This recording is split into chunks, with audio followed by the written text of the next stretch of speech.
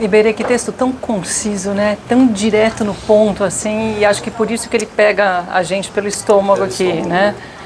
Mas qual que foi o ponto de partida para você, desse roteiro? Então, o ponto de partida foi uma sensação de impotência e de angústia diante do que a gente estava vivendo no Brasil em 2016, ali perto do impeachment, e que eu via, eu sou de Brasília, eu estava lá em Brasília e vendo como a sociedade estava completamente polarizada. Eu estava até contando que num dia lá na Esplanada dos Ministérios eu estava com uma camisa vermelha, tipo a do Taíde, mas não era uma camisa de nenhuma pauta. E eu tive que tirar a camisa para chegar até meu carro, senão eu não conseguia chegar lá, não iam deixar eu chegar lá no meu carro. Então isso tudo estava batendo muito forte em mim. Eu chamei o Pablo Stoll para escrever esse roteiro junto comigo, um uruguaio, até para ter uma visão um pouco distanciada. Legal.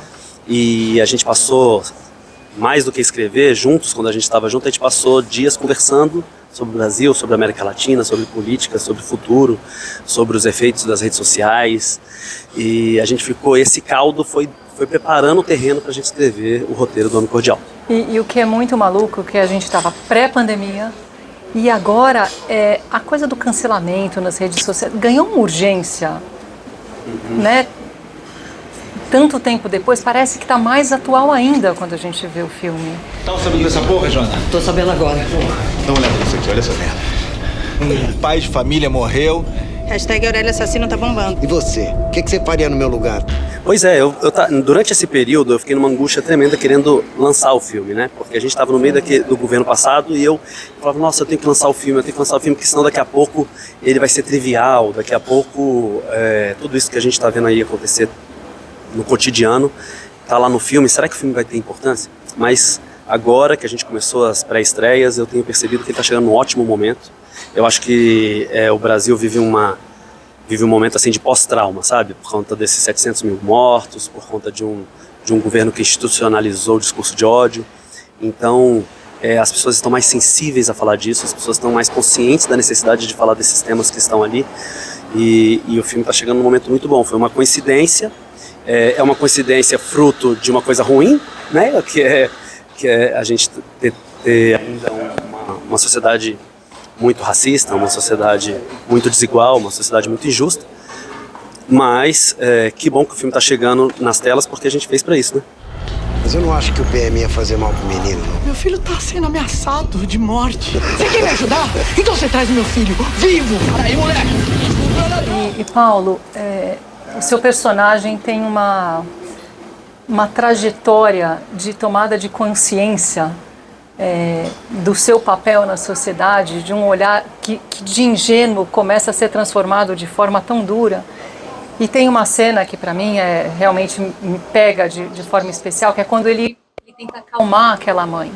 E ali a gente vê um homem que por mais que ele queira, ele não consegue acessar o tamanho da tragédia que aquelas pessoas vivem. Então isso para mim foi muito forte, e eu te pergunto que pessoalmente, se isso te tocou de alguma forma nesse processo de filmar e ter a consciência de um drama que a gente está numa posição muito privilegiada, que a gente talvez não consiga nem chegar perto do tamanho desse drama. Acho que isso foi uma das grandes motivações para encarar esse personagem, né? Que em vários momentos, de várias formas, ele se remete à minha pessoa, né? Ele está muito próximo da minha pele, esse personagem, né? Então é muito interessante porque eu posso discutir justamente esses meus iguais, as figuras públicas, né? Inclusive os roqueiros que até foram para o lado negro da força, né? Além de, não é só desconexão, se conectar da maneira errada, cegamente, está cego para o que acontece na sociedade brasileira, né? E eu acho que esse personagem, então, eu fico pensando se ele vai seduzir o espectador a ponto de fazer o espectador ir com ele durante esse profundo mergulho, nessa longa noite, em que ele vai perdendo os privilégios e vai passando na pele o que passa todo brasileiro. Se ele for capaz de levar o espectador com ele, vai ser um grande feito.